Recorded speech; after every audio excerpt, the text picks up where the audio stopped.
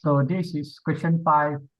Give the meaning of the following stanza from Dhammapada, that is verse 276, and indicate the moral embodied therein. Tumhehi icham atapam akataro tatagata patipana pamokanti jaino mara bandhana. So in the introduction, in the Tipitaka, there are 3 Pitaka or baskets, namely the Vinaya, Sutta, and Abhidhamma Pitaka. Within the Sutta Pitaka, there are 5 Nikayas or collections, namely Digha Nikaya, Majjhima Nikaya, Samyutta Nikaya, Anguttara Nikaya, and Khuddaka Nikaya. Within the Khuddaka Nikaya, the minor collection, Dhammapada is one of the numerous books. In Dhammapada, there are 26 chapters comprising of 223 short verses.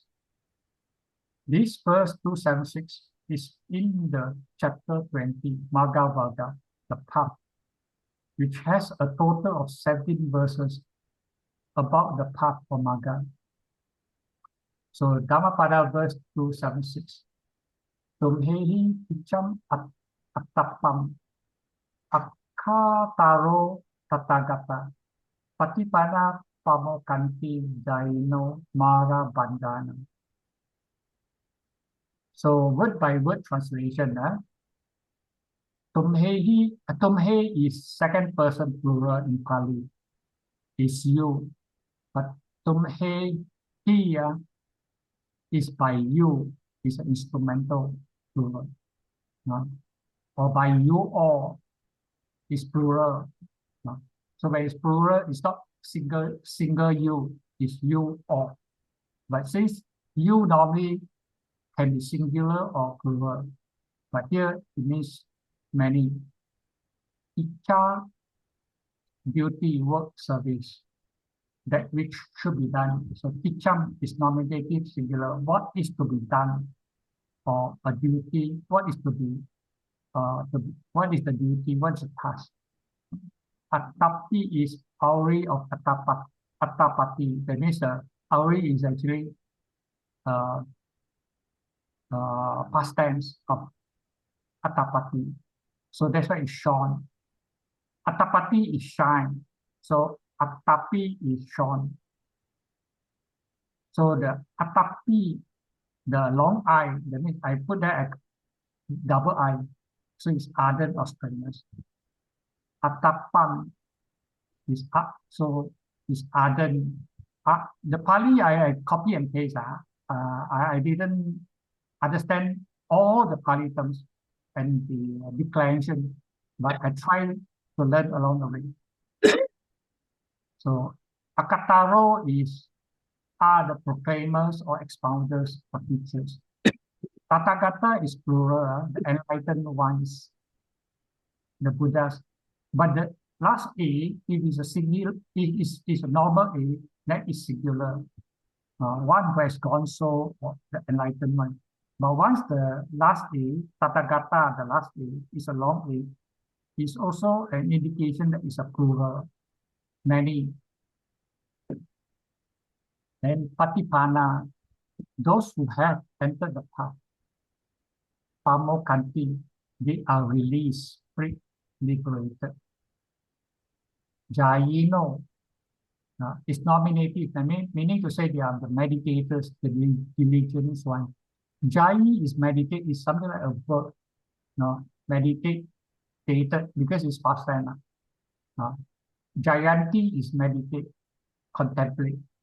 So there is past tense is jayi, so it becomes meditated, contemplated. But once it becomes jayino, once it's used as jayino, it's nominative. It indicates the person, meditators, the diligent ones. So Mara Bandhana is Mara plus Bandhana. So it's translated as the bonds of Mara. So next we go to the phrase by phrase translation. The first one is Tumhehi Icham Atapam. So literal translation, words by words, by you, to be done earnestly. So when we translate to English, we smoothen it. So one way is by yourself, you have to do the work earnestly. So the second phrase is Akataro Tathagata, the teachers, the Tathagata, or the Buddhas are the teachers. The third, Patipana Pamokanti, Jayino Marabandhana, have entered the path Patipana. They are free, Pamokanti, Jayino, the meditators, Mara Bandhana, the bonds of Mara. So when you smoken it, the meditators who have entered the path are free from the bonds of Mara. So this is the phrase-by-phrase translation. Next, we go to the options onto how we wish to translate it. So these are the ways that I put in. The one is you yourselves have to do the work. The Tathagatas only show the way. The meditating ones who entered the path are delivered from the bounds of Mara. The second version is by yourselves. You have to do the work ardently. The teachers only show the way. Those meditators who have entered the path are free from the bonds of Mara. The third one is you yourselves have to make the effort. The Buddhas only point the way. Those meditators who enter the path are liberated from Mara's bonds. Generally, I prefer the second version. By yourselves, you have to work ardently. The teachers only show the way. Those meditators who have entered the path are free from the bonds of Mara. So the moral of the teaching or the verse. One, self-reliant and personal responsibility. In this spiritual path, one has to do it by oneself. No other person can do it for you.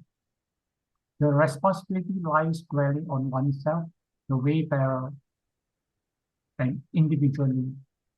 No.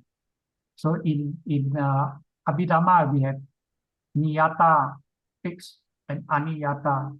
Aniyata is not fixed. So in this case, this is where the individual comes in. It's not fixed. You have to do it yourself. One has to learn, practice, cultivate, and master the way, rightly and properly, persistently and over some time. The Buddha has shown the way, but he could not walk the way on our behalf. Second, Buddha, teacher, and guidance. A teacher could only teach, show, or point the way, just like a Waze or Google Map. In this case, the Buddha had discovered the truth of suffering and the path to end it, and he had expounded the teaching, the Dhamma, to the world for the benefit of all beings. He has shown us the path or the map to guide us. Since the Buddha is no more in this world, one should look for experienced teachers who have learned and practiced his teaching to guide us. The third one is the path and the result. After hearing and understanding the teaching on the path, one has to use them, apply them, practice correctly and properly, and with persistent effort, so that one could enter the path. That is, one has to enter the path and obtain the result of liberation, release, freedom from the bonds of Mara, failing which one would still be bounded in the samsara. The fourth one is meditation. What we expect of the path is one has to meditate, that is to attain jhana and insight, so that one could realize and enter the path, the Noble Eightfold Path, and that one would break the bonds of Mara. That is, Mara here refers to the greed, hatred, and delusion. So in conclusion, the Buddha had done his work. He could not walk the path for any one of us. Each one of us has to do our own work. That is by walking the Noble Eightfold Path and attain one's liberation individually. That's why Buddhism rejects the idea of salvation by God or higher being through faith or by grace, as in many other religions. Mere reverence and belief or faith are not enough, not sufficient to attain the freedom or liberation from samsaric cycle of birth and death. So this is the notes and the reference. That's the end. Thank you for listening. Okay, thank you. Good research.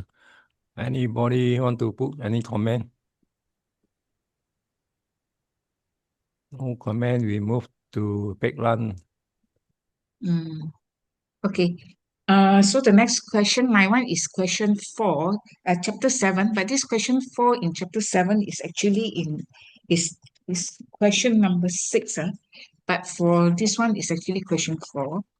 So it says the writer and translator have given the Dhammapada the subtitle, The Buddha's Path of Wisdom. State whether this is subtitle is appropriate. Actually, I took from AI. Okay, but I find this is quite good. So I use this. So the subtitle, The Buddha's Path of Wisdom, is profoundly appropriate and highly accurate for the Dhammapada. Here is the explanation of why this subtitle is so fitting. Can I say number 1? Okay, it captured the central role of the wisdom, panya. In Buddhism, wisdom, panya, is not merely intellectual knowledge, but the direct experiential understanding of the true nature of reality.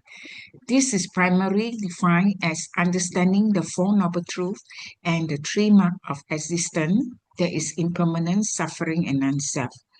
The Dhammapada is saturated with verses that cultivate this very wisdom. Like the Dhammapada has got 26 chapters. So the first chapter says the twin verses begin by stating that our experience is shaped by our mind. All that we are is the result of what we have taught. This is a foundation inside of wisdom. It constantly urges the reader to see the impermanent nature of the world and to become disenchanted with sensory pleasure as a path to true happiness. Example, chapter 11 is about old age. Now it praises the wise one, Pandita, who see reality clearly, as opposed to the fool, Bala, who is deluded. It emphasizes the path, Magga, as a practical journey. The subtitle correctly uses the word path.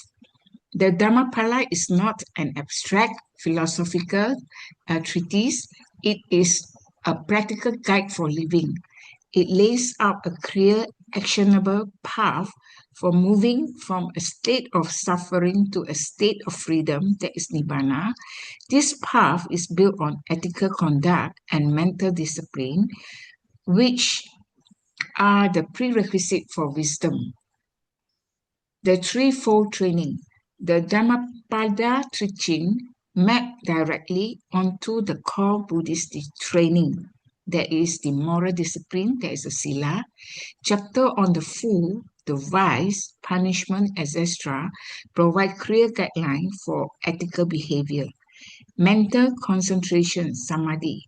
Chapter like the mind emphasize the need to tame and guide the mind, a prerequisite for wisdom. Wisdom, panya. The entire text culminates in the cultivation of wisdom, which is the liberating factor. It aligns with the core Buddhist framework. The most famous formulation of the Buddhist path is the Noble Eightfold Path. The final factor of this path is right understanding or right view, which is the pinnacle of wisdom. The Dhammapada serves as a manual for developing this right understanding and all the other path factors that support it. Therefore, it is literally a guide to the path of wisdom. It distinguishes the text purpose. The subtitle clarifies that this is not a path of blind faith, divine grace, or ritual. It is a path where the individual own development of wisdom is the key to liberation. As the famous verse 276 states, you yourself must strive. The Buddha only point the way. The Dhammapada is that pointing of the way, making the Buddha's path of wisdom a perfect description of its function. Conclusion. The subtitle, The Buddha's Path of Wisdom, is not just appropriate. It is descriptively perfect. It successfully communicates that the Dhammapada is the Buddha's originating from his teaching path, a practical step-by-step journey to be walked, of wisdom whose guiding light and ultimate goal is the direct insight into the nature of reality. It encapsulates the essence of the text as a roadmap for ignorance to enlightenment, making it one of the most fitting and illuminating subtitles in the religious literature. This just a note, the Dhammapada is the second book of the Kundaka Nikaya of the Suttanta Pitaka, consisting of 423 verses in 26 chapters, arranged under various headings. In the Dhammapada are enshrined the basic tenets of the Buddha's teaching. With that, I finished this question. Okay, thank you. Anything to add on? Anybody to add on? Well, basically, Dhammapada, whatever version they throw to you, should be no problem. So go to the next question. Okay. Okay, this is question 6. Explain the doctrine contained in the following. Dhammapada, stanza 146. Ko no haso kimanado nichang pajalite sati. Andakarina onada padipang na gavesata. So this verse 146, the meaning is, why is there laughter? Why is there joy? Although the world is always burning. Shrouded in darkness, why not seek the light? Very deep. Okay, Panjalite means burning in this context. It means burning with fire of passion. That's the commentary. Andakarina, darkness, in this context means ignorance of the Four Noble Truths. Padipam, light, in this context means wisdom. So, I don't know what to answer already. So this is verse, there's a story connected to it.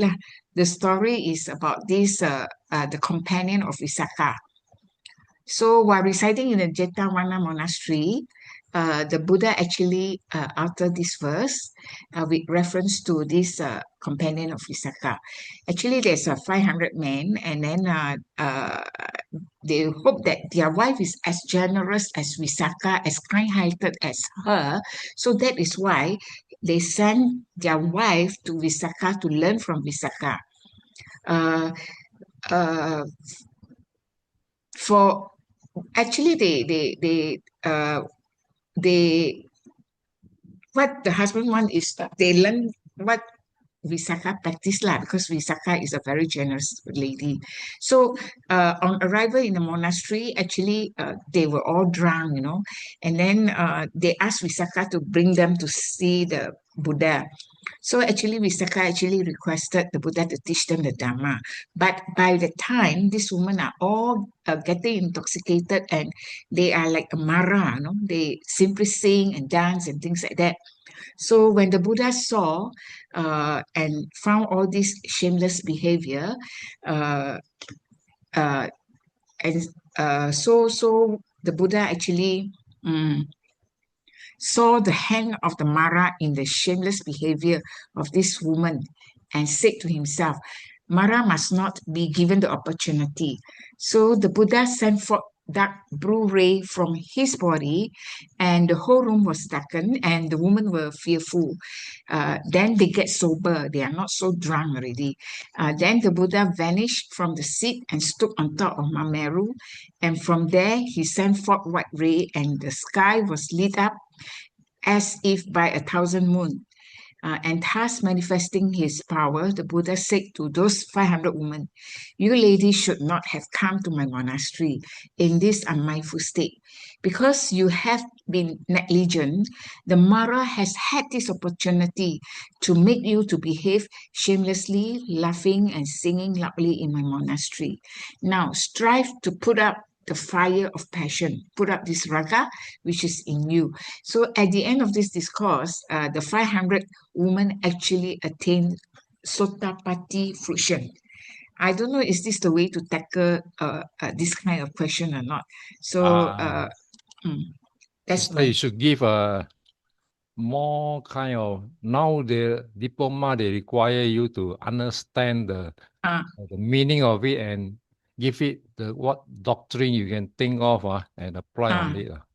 Rather than earlier years, you need to just translate and give the story. Now they want it is what's the doctrine behind this? Like this brother go like that. So that means cannot talk about story already lah.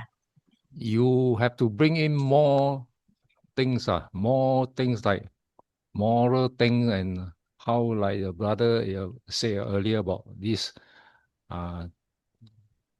What have you learned from this Dhammapada verse? Oh, okay. Rather than give the story, because now in diploma they want understand what is the doctrine behind this. Well, probably you can next another 2 weeks time you give us a doctrine about this verse. Oh, okay lah, can lah. Rather than direct give you a story, and now they don't want the story. They want you to translate, give the doctrine that can apply into here. This is a diploma level which they are seeking for kind of explanation. Okay? Okay, can, no problem.